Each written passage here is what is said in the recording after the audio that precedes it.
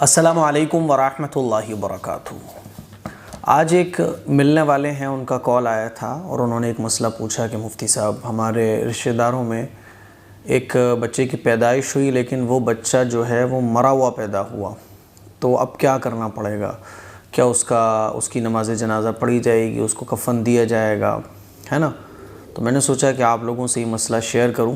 ایسا ہوتا ہے کہ بچے کی پیدائش ہوئی لیکن وہ بچہ جب پیدا ہوا تو مرا ہوا پیدا ہوا، تو اس سلسلے میں آپ یہ سمجھ لیں کہ اگر بچہ مرا ہوا پیدا ہوتا ہے، ماں کے پیٹ سے ہی وہ مرا ہوا پیدا ہوا ہے نا، تو پھر اس کو غسل بھی دیا جائے گا، اس کا نام بھی رکھا جائے گا۔ آپ اسے غسل دیجئے اور اس کا نام بھی رکھا جائے گا، کوئی ایک نام رکھیے آپ اس کا، ٹھیک ہے؟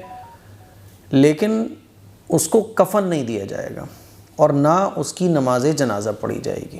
بس ایسے ہی آپ کسی کپڑے میں لپیٹ کر اس کو قبرستان میں لے جا کر دفن کر دیں۔ بات سمجھ آ رہی ہے؟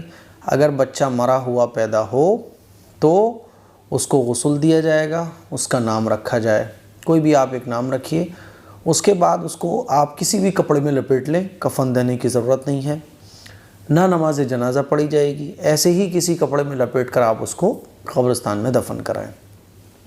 اچھا، اگر بچہ پیدا تو ہوا تھا زندہ لیکن کچھ منٹ زندہ رہنے کے بعد وہ مر گیا، تو پھر جیسے ہم مردوں کو غسل دیتے ہیں، ہے نا، پھر سارے کام ہوں گے۔ آپ بچہ پیدا ہوا، تھوڑی دیر زندہ رہا، چاہے وہ 30 سیکنڈ ہی کیوں نہ ہو، ہے نا، تھوڑی دیر زندہ رہا پھر مر گیا، تو پھر بچے کو غسل بھی دیا جائے، بچے کا نام بھی رکھا جائے، اس کو کفن بھی دیا جائے گا، ہے نا، اور اس کی نماز جنازہ بھی پڑھی جائے گی۔ سمجھ آ رہی ہے بات؟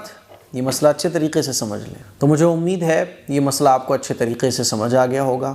کبھی آپ کے علاقے میں ایسا مسئلہ پیش آ جائے تو میرا یہ مسئلہ آپ یاد رکھیے گا اور آپ خود بھی بتا سکتے ہیں۔